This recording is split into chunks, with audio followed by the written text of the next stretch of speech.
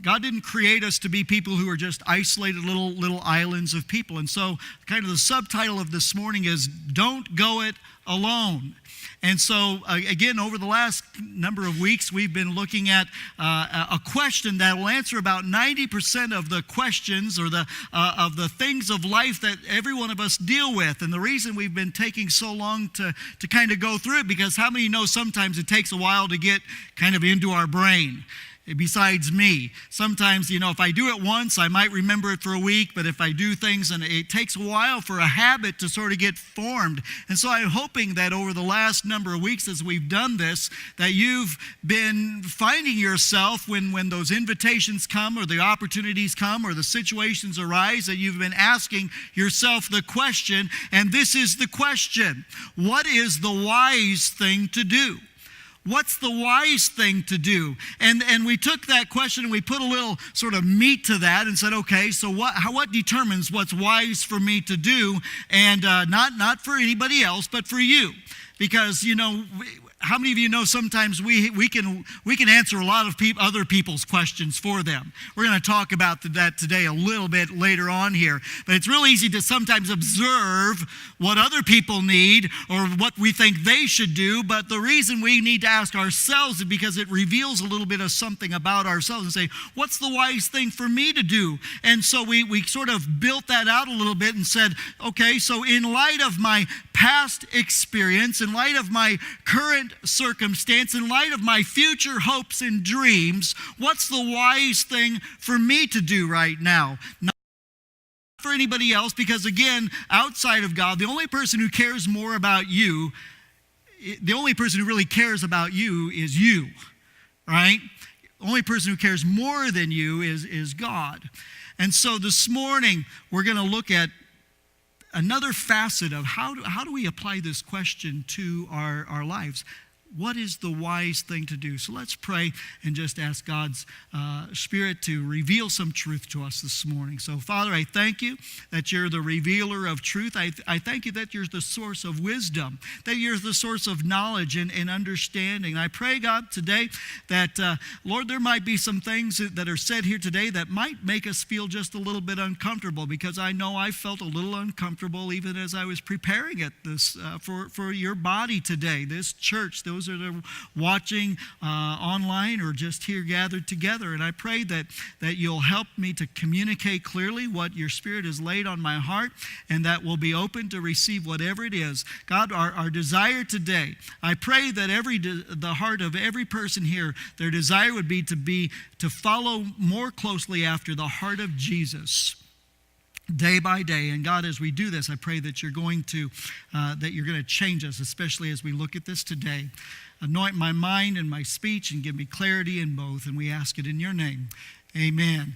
Amen. So this question, in light of my past experience, my current circumstances, or my future hope and dreams, really the wise thing to do, it moves us so much farther past just what is right or what is wrong. We talked about that last night. Just because something isn't wrong doesn't necessarily make it right.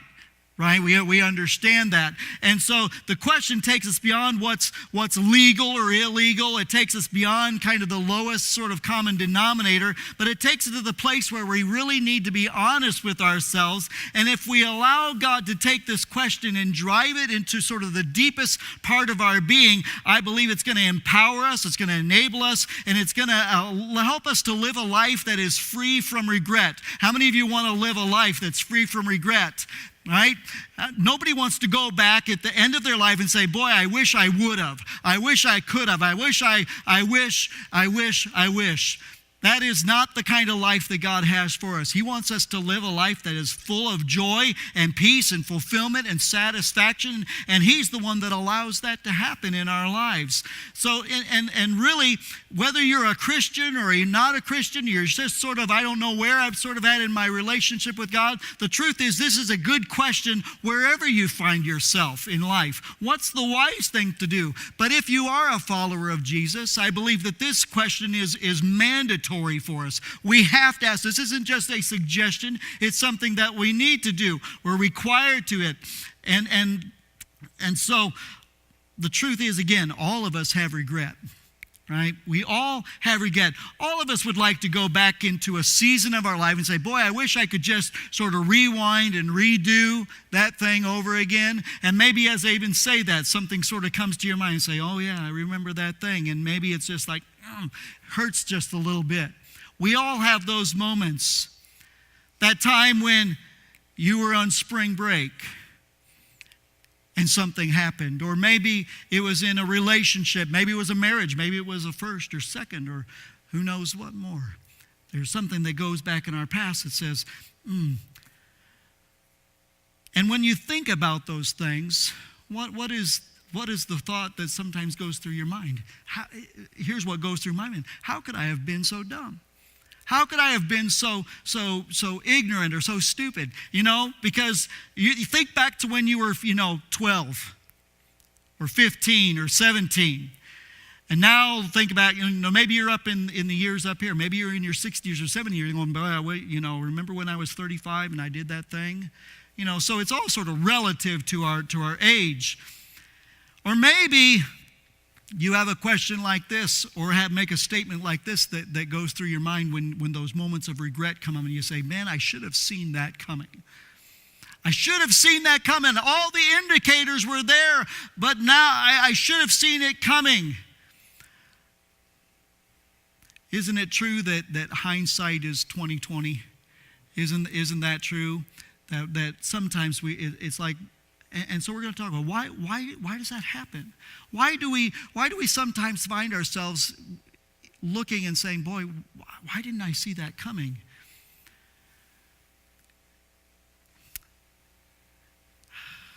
So here's the thing about that statement. I should have seen that coming. And that's what we're going to talk about this morning. If you should have seen it coming, chances are there's someone in your life who did. If you should have seen something coming, chances are there's someone in your life who probably did.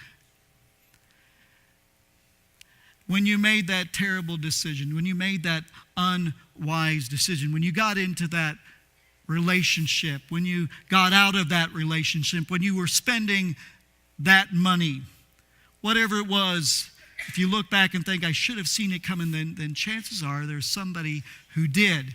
And either you didn't listen or no one warned you. Either you didn't listen or no one warned you. And the reason they probably didn't warn you because they probably thought you wouldn't listen anyway. How many of you have, so how many of you have 2 ears? Everybody got 2 ears? Sort of halfway functioning this morning? All right. So this morning we're going to do listening. We're going to do a little listening in that. And why don't we listen? Why don't we listen? Why do we find ourselves saying and going, I don't want to hear that. I don't want to hear that. Well, there could be a number of reasons why we don't like to listen, right? But let me throw this out for us to consider this morning. It could be because you are too emotionally connected to it. It could be that you are just too emotionally connected to that thing that you're dealing with. Think about it. If you were to give me your checkbook today, and I don't know if you would or not, but let's say you trusted me enough to give me a checkbook, right? And you, all of a sudden, you saw that ad for the next best widget that came out on the market. I remember when my kids, you remember these things came out about a year ago? They're little things that sit on your finger, and you know what I'm talking about? It's a widget. It's a finger spinner thing. It's supposed to be all relaxing and stuff like that. Somebody made like a fortune off of that thing. How many of you know that was probably, you just go, who would think about something like that? And so, let's say you really wanted one of those widgets, but I had your checkbook. I had access to your savings account. I had access to your wallet or your purse or your debit card or whatever it is that you have. And you say, you know what, Pastor Brian, I really want that widget. And I mean, because you see everybody, they got the red and blue and neon and flashing and all the stuff going on. You go, man, I just got to have me a widget because I get stressed out. And I don't have it, I'm going to be all stressed out. And I would look at you and say, son, that is the dumbest thing I've ever seen.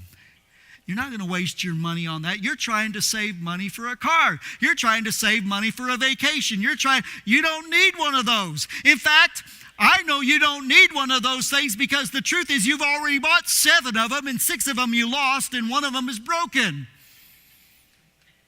We're not going to waste your money on another thing, but because, and why can I do that for you? Because I'm not emotionally connected to the widget like you are. All right?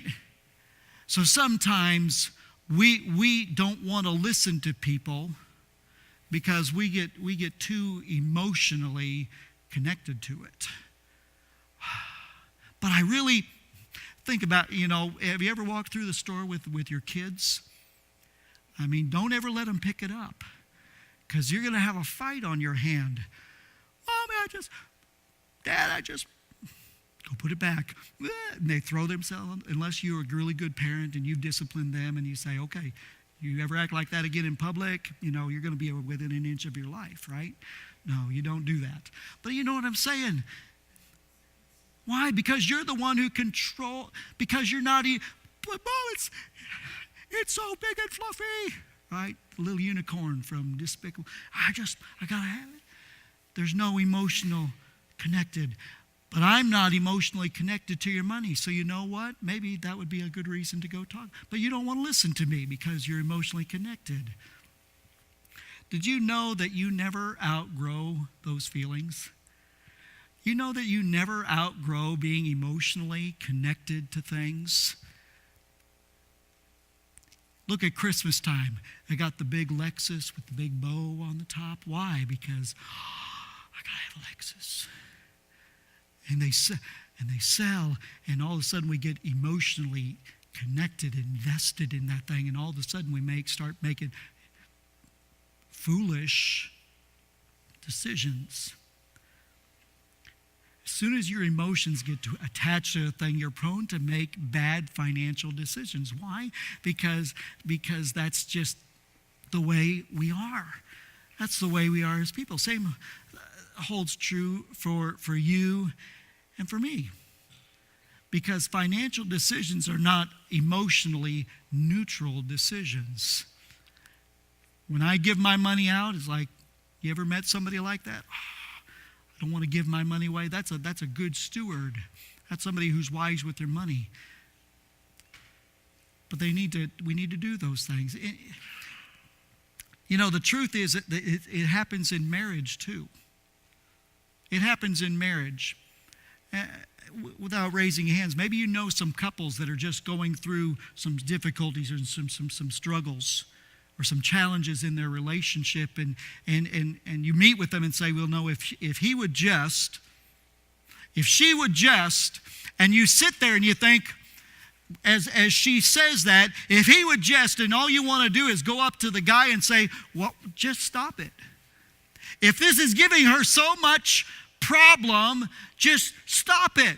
Or maybe she's having all this whatever and he's going, and you want to tell him, just stop it. If you would just stop it, your marriage would be better. But that's hard to do. As a pastor, I've met with couples, and sometimes it feels like it's just a long and arduous process sometimes. Because why? Because they're emotionally connected to that thing that they're doing sometimes. Don't you ever just want to just stop it? Just stop it. But that's hard for us. We can't do that. It's because why? Because we're emotionally connected. Or how about this? You see other people raising their kids. If that was my kid and they were doing that, here's what I'd do. Isn't it amazing how well we can raise other people's kids? Isn't that true? Isn't that true? We look at other people's kids and say, hey, if they would just do, this and this and this and this, then, that would just be perfect. And that's the way it is until you have kids. Right? You're always better at raising other people's kids than your own kids. Because why? Because all of a sudden, there's an emotional connection that comes into us. There's a part of us that says,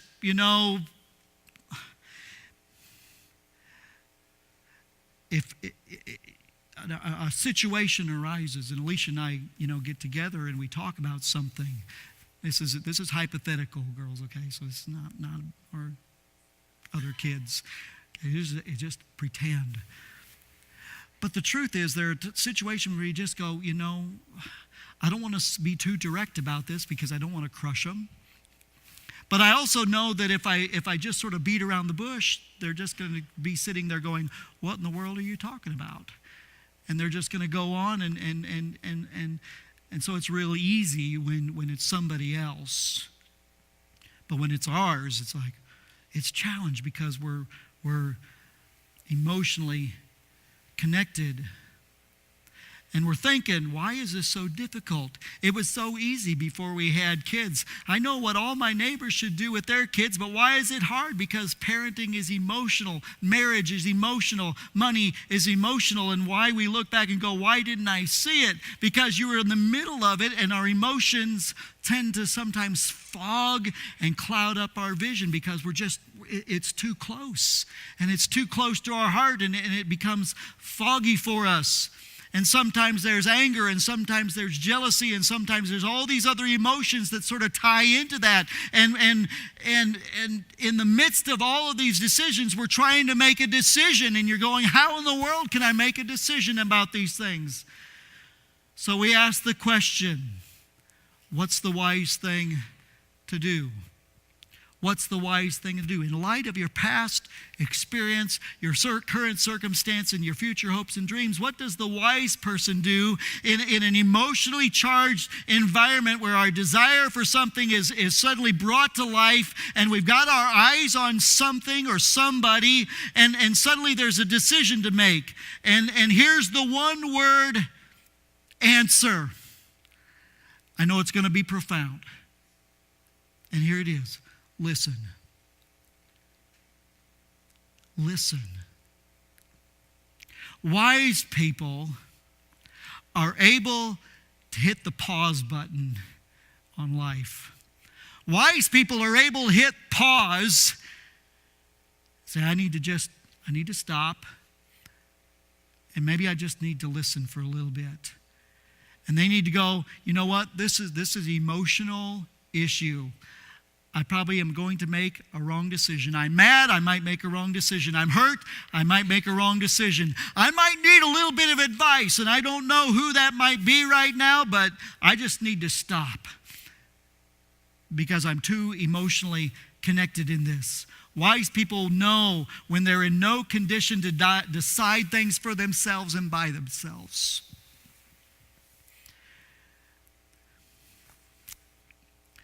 How many of you could think back to a time in your life when you just said, you know what, I wish I would have just pushed that pause button for a second? How many of you would have just thought, man, if I would have just stopped for just a second, I could have saved myself a lot of regret, a lot of heartache for me, for my family, for my friends, for whatever it is. If I would have just stopped and done that. And that's where it brings us to what we're going to look at in Scripture today. Because there was a man by the name of Solomon who was considered amongst the wisest men of all history. In fact, we know about him that he was a king over Israel, and during his reign, kings and rulers and authorities from all over the world would send people to him to gain his wisdom. Have you ever noticed how some people just have natural abilities? Some people just, and sometimes you just go, man, I wish I had that. Some people can just pick up an instrument and start playing it, or some people can just, we were watching an interview in men's breakfast yesterday morning, and they were talking with Herschel Walker. Any of you familiar with Herschel Walker? Football player, Heisman Trophy winner, MMA wrestler, also born again Christian, and he just does lots of stuff. Very talented, gifted man. Maybe you know gifted and talented people. But Solomon was one of these kind of people. He didn't just learn through experience. In fact, he was just a teenager when he became king over Israel. And God says, you know what? I want to give you something just to bless you. Solomon, I want to just bless you with something. And Solomon could have, as king, he said, well, he could have asked for wisdom, for power. He could have asked for, strength. He could have asked for riches. He could have asked for all sorts of things. But he says, you know what? I want to get wisdom. I want you to give me wisdom, because I'm just a kid and I don't know how to rule a nation. I'm just a teenager. How am I going to rule over a nation unless you give me some wisdom? And so that's what he did. He gave him insight and understanding that was so far surpassing anybody else of his contemporaries, anybody, even let alone his peers, but even his seniors. Said, man, this young man has wisdom and truth and understanding, because he could hear a situation and his judgment was without fault. His understanding of science and math and arts, it was incredible. He had extraordinary wisdom. And people would come from all sorts of miles around to hear him. And, the bad news is Solomon is dead today. So you can't just say, hey, I got to send an email, King Solomon at, Israel.com or something like that. You can't just send him, you can't get him up on the phone. He doesn't blog anywhere today. But because he was so wise, he did something for us. And he says, you know what, I'm going to write down some words of wisdom. Because I feel so compelled to say, you know what, God has given me so much. I want to share some wisdom with people. And so here's what we're going to look at. A number of verses in this book. One of the books that he wrote, one is a book called Ecclesiastes. Another one is a book of Proverbs. And Proverbs are just, Proverbs are like the one-liners. They're the one-liners that sometimes go at the bottom of a calendar. If you got one of those day-by-day, calendars, it's just the one-liner. Or it goes on the inside of a card, it's just one-liners. And the reason he did that, because it makes it easier for us to remember those things. Because, have you ever tried memorizing like a whole book of something or a whole chapter of something? You just go, ah. So Solomon, because he was wise, says, you know what, I'm just going to get little snippets of thoughts for you to consider, to give you some wisdom and some insights. And so if you're not in a habit of reading the Bible, this might be a good place for you to start. There's 31 Proverbs in the Old Testament. That means that you could read one of those every day throughout the course of a month and just kind of keep going and get one thing on that and sort of chew on it. So this is a good way to maybe start just saying, you know what, I want to glean from some wisdom from somebody else. I want to gain some insight. So this is what he says in Proverbs 9, verse 9. He says, instruct the wise, and they will be wiser still. In other words, he says, go and talk to somebody, find some counsel, find some advice from somebody, and if you're wise, you will become more wise. Proverbs 1:5 says this, a wise man will hear and increase in learning, and a man of understanding will acquire wise counsel. To seek out. It really, this word, a wise man will hear, it really has a thought of it. It means I'm going to seek out. I might even pay for. I might get in a consultant. I might get a counselor. That's what really the thought is. I'm going to seek out somebody to do that. Because a wise man will acquire, he'll go, he'll pay for, he'll read the book, he'll do whatever. He will search for that wise counsel, because that's what wise men do.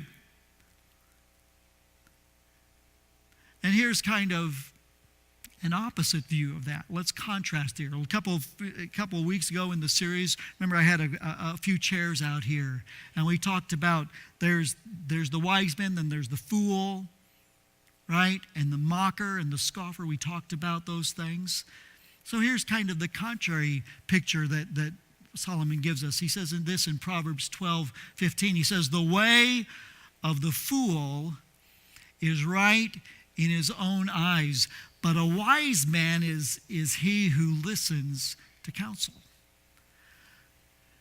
The way of the fool is right in his own eyes. It's like they know everything. Isn't that really what the fool is? The fool says, when we talked about this, the fool, one verse says that the fool says there is no God, but what Solomon was talking about, the fool says, I know what's right and I choose not to do it anyway. That's really what the fool says. The fool says, I see what I should do and I don't do it. Have you ever heard somebody say something like this? Well, I'm never wrong. Don't look and poke your spouse. Okay, that's you. But have you ever heard somebody say, I'm never wrong? And you go, really? You're never wrong? No, I'm not. And some of those people really think they're never really wrong. And so a fool is right in his own eyes, but a wise man is the one who listens to counsel. The fool says, I don't need any outside advice. The fool says, I see everything I need to see. The fool says, I can see what's coming and I can make the right decision all by myself. But the wise man takes the situation and might say to himself, you know what? I don't know what to do. 3 hardest words for every man, at least according to Red Green. I don't know, right? I don't know what to do. The wise man can acknowledge that and say, you know what? I don't know what to do. So they seek out counsel. They never think that they're so wise that they don't need any outside input in those things. Proverbs 15:22 says this, plans fail for lack of counsel, but with many advisors they succeed. Now you would think that Solomon, being the wisest man in all history that we're aware of, that he would go, well, I don't need anybody. I don't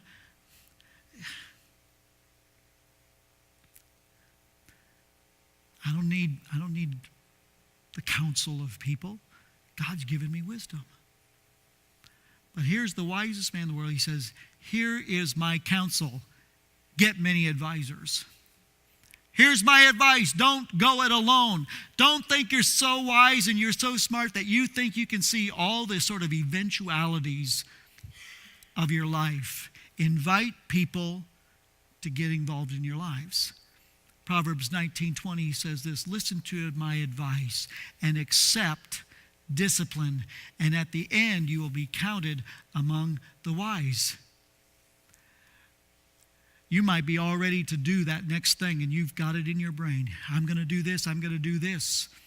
And you're all packed, and you're all ready to go, and you're ready to take that new job or move here or do that or do the other thing. And all of a sudden somebody comes up to you and says, you know what? Maybe you should just hold on for that because I see something that maybe might not be good in those. Because if you'll listen to that, then in the end you're going to be counted among the wise. So here's my question for you. Do you want to be wise? I mean, that's a pretty straightforward question. Do you want to be not a wise guy? Nobody likes a wise guy, but do you want to be wise? Do you want to be wise? Do you want people to look at you and say, you know what? That person, they got wisdom. Not so that it builds us up or makes us feel, all right, something. But do you want to be wise? Then listen to advice. Listen to counsel, and you'll be considered among those who are wise. You'll know different. You'll make so many great decisions with great outcomes that people are going to look at you. Man, there's somebody with wisdom. Final verse we're going to look at this morning is this one, Proverbs 13:10, and here's where we're going to kind of spend the last of our time this morning. It says this, where there is strife, there is pride, but wisdom is found in those who take advice.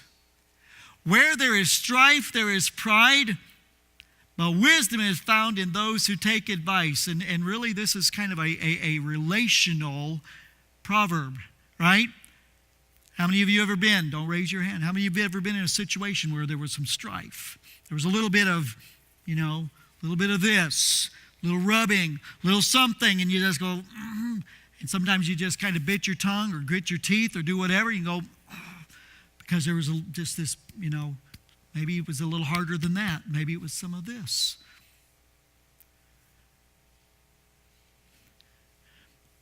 Here's the strange thing about this. Because if you go back and look at the life of Solomon, Solomon started his reign as a teenager. And he wrote a book somewhere in those years called the Book of Proverbs and Ecclesiastes. And then something happened in Solomon's life. And if you go back just a little bit into a book called 1 Kings, you're going to read a little bit about Solomon. And Solomon, who began his life with tremendous amounts of wisdom and understanding, soon started adopting sort of a unhealthy attitude about himself. He started adopting an unhealthy attitude because what he did, which is so much like us, because the truth is we're all people and we all have sort of the same tendencies, don't we? We all sort of fall in the same areas. Some we do better and some we do. But the truth is, we're all sort of subject to the same shortcomings, the same shortfallings, the same pressures that everybody else does. It might have different facets to it, but the truth is we're all sort of in the same thing together. And here's what happens. He started thinking thoughts maybe like this, the whole world comes to see me to get advice. You know what? I must be pretty something. I must be pretty wise. And because I'm wise in this thing, you know what? I'm probably pretty wise in this thing, and this thing, and this thing, and this thing.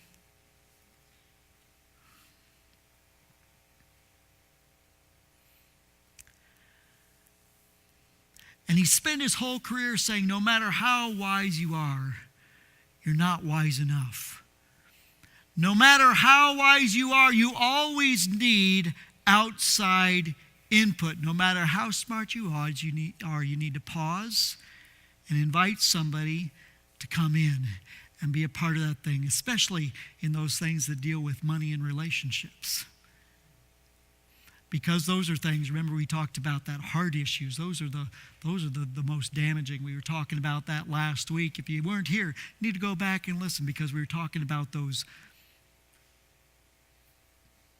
kind of intimate things that impact our hearts. And toward the end of his life, he decided, since I'm the wisest person in the world, I don't need to listen to anybody. And he started making terrible decisions. And from once being a kingdom where his kingdom had great power and wealth, and people were looking on the nation of Israel, man, they are a great nation. All of a sudden, his family started falling apart. All of a sudden, the military was going down. And he undermined it. He set up the next generation of his family for failure because of the decisions that he made, because he made treaties with different nations that he wasn't supposed to make treaties with, because he says, I got this. I can do this. And the prophets warned him, and the Bible, the law, the scriptures that he had, they warned him.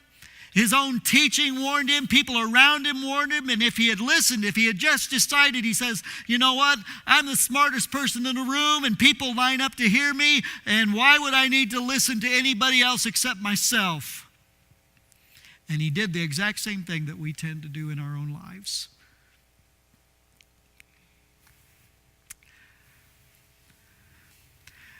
I know that's amazing. What I've just told you, I know this is profound truth for you.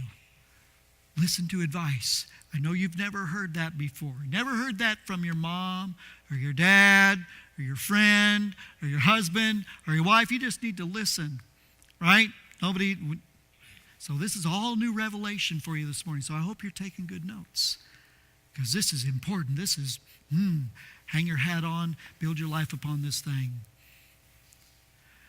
But the question is, why do we find ourselves doing that? Why do we do this? And the more important question is this: how do we keep it from happening again? How do we stop going through that same cycle of going through, I don't need anybody else, don't need anybody else? How do you get off that merry-go-round and start saying, you know what, I need to get my feet on some solid ground instead of just spinning around and doing the things? We all know that decision-making seasons and environments are full of emotions, and emotions fog our ability to reason. And so let's talk to men for just a second, because, I'm a guy and I understand these things a little bit. Women, you probably understand it too, but don't again, no elbows to the husbands today, okay? Because we're all learning something from this. But yeah, think about this for a second. What is the biggest source of jokes about men and their driving? Come on, y'all know what it is. When you're lost, we're never lost. We're just taking scenic bypasses, right? Right? Isn't that sort of the brunt? Guys, they never ask just pull over and get directions, right? Guys, that's the thing that we since the invention of the car, that has been the thing we've had to live with and live down. And, real men don't ask directions, right? Isn't that sort of supposed to be our motto with these things? Think about the things that you don't want help with, guys. Think about those things. The truth is, we don't like asking directions for anything in life. All right?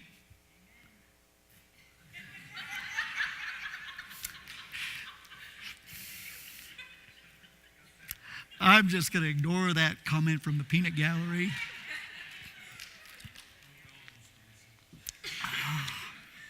She's breaking the tension out here. But isn't that true?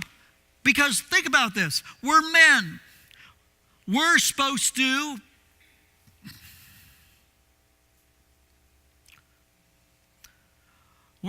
be the provider.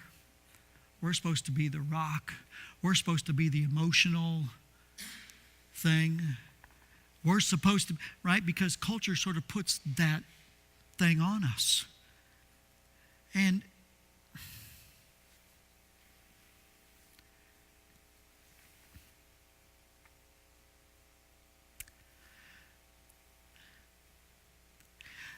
we don't stop for directions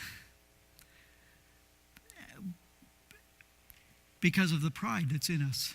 And we aren't going to talk to the people that live with us, that we support, because we're supposed to know everything. And we're supposed to be smarter. Why is the sky blue, Dad? How come? Go talk to your dad. Right? Because that's what's in there. Here's why I think we struggle. Here's two reasons why I think we struggle as men particularly, but it's not true just for men, it's true for women. I think, we all have our own things. Don't tell me how to raise my kids, women have their own things, so don't think you're off the hook, ladies, okay? We all got our things, but here's two reasons why I think. First reason we don't ask for advice is this: we already know what the wise person's going to say. We already know what they're going to say, and we don't want to hear it. Right? Isn't that the truth? I mean, if you think about it, When you want to go find out something about your life, do you want to go talk to the person who agrees with you all the time, or the guy who is always the cloud raining on your parade? Right? Who do we tend to go see? We tend to go see the people that agree with us. But you know what? A wise person doesn't always go just to the person who agrees with us. The wise person doesn't just go to that person who makes us feel good about, oh, that's a great decision, right? In businesses, sometimes we talk about people who will surround themselves with yes men. You know that phrase? They surround themselves with yes people. I think we should do that. Oh yeah, let's do that. And so there's no strength in that. So we don't want to listen to people because we already know what they're going to say to us, and we don't want to do it. And I'll tell you why I don't ask for advice. I already know the answer. I already know what you're going to say. And here Solomon is in his life, and he's making bad choices. And he could just go back in his little journal, right? Go back to my journal. Here it is, journal entry number 31, part A. Hey, remember what you... it doesn't matter. I don't care about it. And Solomon says, if you know the right thing to do and you don't do it, then you know what you are? Starts with the big capital F. What are you? A fool. You're foolish. So if you're one of those people who are right in the middle of the decision and you're thinking, what would my mom tell me to do? What would my dad tell me to do? What would my boss tell me to do? What would my best friend tell me to do? What would my husband, what would my wife? What would they tell me to do? If you already know what the wise people in your life would tell you to do and you've just decided not to do it, then you know what you are. You're a fool. And you know what's going to happen? If you play the fool, you're going to pay the price. If you play the fool, you're going to pay the price. That's the first reason. We already know what we're going to hear and don't want to hear it. Here's the second reason I think we don't want to, because we think it's nobody's business. It's nobody's business. Don't get in my face about that thing. It's not your concern. This is my life. I don't care what you say anymore. This is my life. Go ahead with your own life. What's the last word of the song? Leave me alone. I don't care. It's not your business. It's my money. It's my marriage. It's my kids. It's my job. It's my future. It's my company. It's whatever it is. It's nobody else's business, so I'm not going to ask for advice. I'm not going to listen to it. And don't knock on my door. Don't send me an email because I don't want to read them. Now, you might say this, hey, just pray for me. That sounds all, sort of sanctified. Oh, just pray for me. But don't talk to me. Pray for me, but don't talk to me because I don't want to hear it. This is my decision. How many times have you had thoughts like that sort of go in your mind? More than once? More than twice? The problem is with a private decision is that oftentimes private decisions have public consequences. What decision you make in private oftentimes will impact other people around you. Dad makes a decision. Hey, you know what? I want that new car. I want that boat. You know, I've been dreaming of a boat. I got me this. And you've maybe seen this in people's lives. I want that alcohol. And meanwhile, the kids are starving at home. I control the money. I buy the car, and I get the disconnect notice from the utility company. Because your private decision all of a sudden had very public consequences in those things. Because private decisions don't stay private for very long. And that's just the reality of life. Private decisions don't do that way. Think about our entertainment field. Think about entertainers. And they, it gets so aggravating to me when I watch the news and the top headline is about some musician, some singer, some artist, some this or that. And you're going, is this really news? You ever just think about that? You just go, who cares? Let them live their life and give me something that's really beneficial to me. I don't care what, Britney Spears or this person or that person, the other person does. But the truth is, oftentimes in their lives, they've made very poor private decisions, and all of a sudden it becomes a public scandal, doesn't it? That's the way our world works.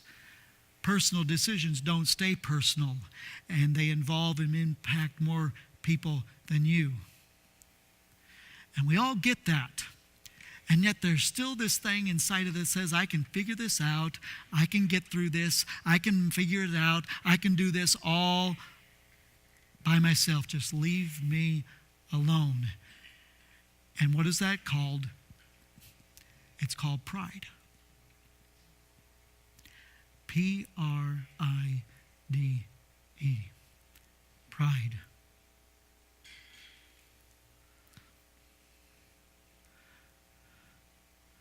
Where there is strife, there is pride.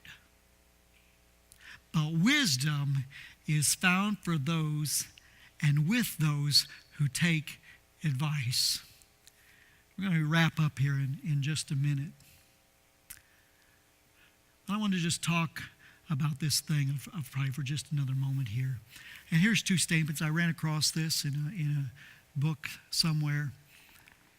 And here's two statements that I think are true, and I think they're relevant for us today. It says this: success is intoxicating, failure is humiliating.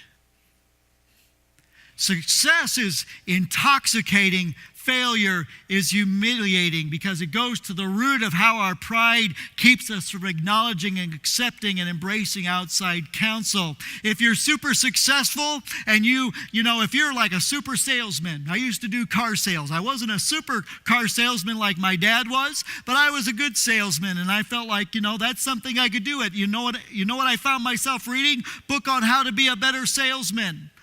And if you're a great leader, you know what kind of conferences you go to and what kind of books you read on leadership, because they're things that you're really comfortable with, and they're things that you just go, oh man, I'm really good at this. So the success is sort of intoxicating, and you go, I'm really good at this and I'm going to get better. And maybe you've been around people that have been around successful people, and it seems like whenever somebody who you look at is, say, successful, and you ask their advice for something, and people go, oh, wasn't that just man, that was amazing. Because every word becomes like this. Because there's an assumption that says just because a person is successful in one area means they're successful in every area. It's just like the foolish part. Just because you aren't a fool in all of your life, but there might be areas of your life that you're foolish in. So it doesn't carry over. It's not wise in every area or foolish in every area, but sometimes there's just little bits and pieces of our lives that we say, you know what, I'm not as wise in this as I could be, and I'm not as foolish in other areas. Success is intoxicating. Failure is humiliating. It's very difficult to survive success, because after a while you begin thinking that you know everything that there is to know about everything. It's hard to survive success. That's why we see so many people who are here, and then all of a sudden something happens, it's whoosh, they crash and burn. Because all of a sudden their mind is saying, you know what, I'm successful. Everybody around me says I'm successful. Everybody else is saying, man, you're awesome. And it feeds that pride in our lives. It feeds that thing. But here's the flip side of that thing is, failure is humiliating. And I think, and I know because I've experienced this, and you've probably experienced this, the hardest thing, especially for a man, to feel is failure, because all of a sudden you feel inadequate. Because all of a sudden you feel like, I'm not good enough. I feel like, ladies, you can see this. Maybe it's in your husband, your son, your grandson, your the men in your life. And here's what happens. Ladies, particularly, I see this as more of a tendency, but I think it can go both ways. But here's a tendency. You see us struggling with that thing, and you want to help. And so what do? You get you a book. And you read through that book. And you start highlighting stuff in that book. And then you go to the table with your husband and you say, hey, I know you've sort of been struggling with this thing. Here's something that might help you. In fact, I highlighted it because I know you don't like to read all that much. And I've saved you a whole lot of work. Just read the highlighted stuff. It'll help you. And the guy takes the book, and there it goes by the nightstand. And there it sits.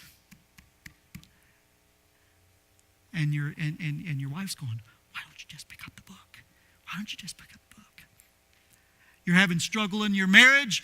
Hey, I heard about a really good marriage retreat coming up. And the guy just sort of hems and haws oftentimes. Hey, we're having struggle with finances. Here's a book. Let's go to this conference. Let's go to this, go to this, go to this.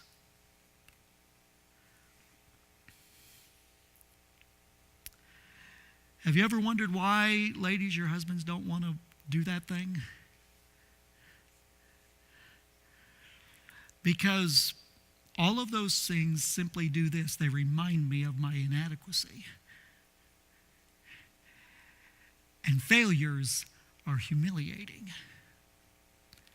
All of those things just, I should be better. I'm the man. I should be better. And we fight against that thing because failure is humiliating. I like it when I'm successful, but I hate it when I blow it. Right?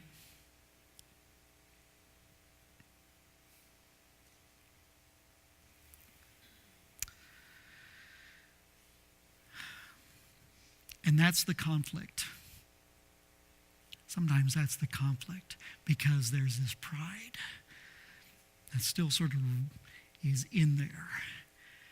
And Solomon's saying, you know what, if you will just lay that aside for just a moment, if you will just receive some counsel and stop saying, you know what, I know it all.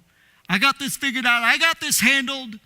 I know what's going to come down the pike. I've seen the future, and it's glorious. If you will just back up from that thing, because why? Because right now you're a little too emotionally into that thing. You say, you know what? I need to pause.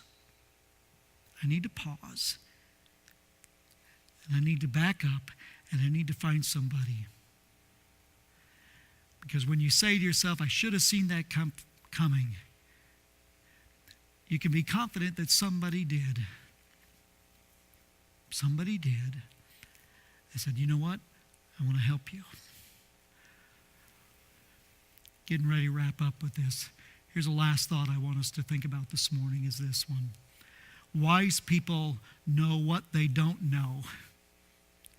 And they're not intimidated, not afraid, and not too prideful to go to the people who do. Wise people know what they don't know, and they're not afraid to go to people who do. Wise people know that when emotion and desires are so strong that they better just hit the pause button, they need to invite somebody into the conversation to join them. So in light of your past experiences, your current circumstances, and your future hopes and dreams, What's the wise thing to do? Listen, and God will use the voices of other people around you to guide you and guard you and ensure that you never have to look back on another season of your life and say, why didn't I see that coming? Would you bow your heads with me this morning?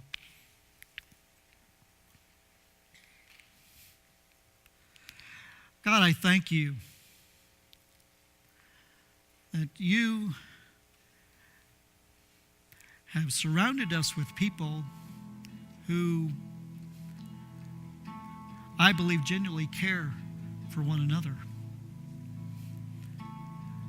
God, you've given us spouses and families and friends, not as a source of discouragement, but as a source of encouragement. To be the ones that we come to when we find ourselves in situations where we go, you know what, I don't know what to do. Or I'm just too close to it and I can't see this thing objectively. And I just need somebody to have some input in my life. I'm grateful that you give us a Bible and that you gave us a book of Proverbs to help us live wisely. So we don't have to look back on life and say, man, I wished I would have, I wished.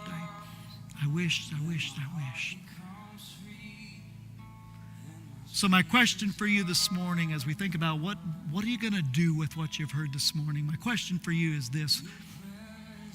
If you are not yet in a relationship with Jesus Christ, where your heart is not set on following after the heart of Jesus, because that's really what a disciple is. It's somebody who says, you know what, I'm going to follow the heart of Jesus rather than following my own heart. If you haven't come to that place of saying, you know what, today I'm making a decision. I want access to this wisdom. I want access. I know there's a God who loves me and he cares so much about me. I'm not fully convinced of the depth of that or the breadth of that, but I believe that because God loves me so much, he wrote down words in a book so that I would not have to live a life of regret. And I want to follow that God and his son Jesus, who gave his life on a cross so I could be in relationship with him. If you haven't made that decision, then I want to encourage you today, make that decision. Say, today I want to follow Jesus. I'm done with living with all the regret. I want to follow the way of God. Maybe that's your next step. Maybe your next step is simply taking the challenge once again this week. And when the circumstance arises, when the situation comes up this week, your next step this week is simply to ask the question, what's the wise thing to do? In light of my past, my present, and my future, what's the wise thing to do? Whatever your step is this week, take it. Don't just stand still. Don't leave here the same that you came today. But let these words sink deep into your heart. Because God loves you, and we love you. I love you. I just want the very best for you. God, I pray your blessing on your people, on those that are gathered, those that may be watching. I pray, God, that we'll be filled with life and hope this week. We'll come back ready next week to receive something from you. And we ask these things in Jesus' name. Amen.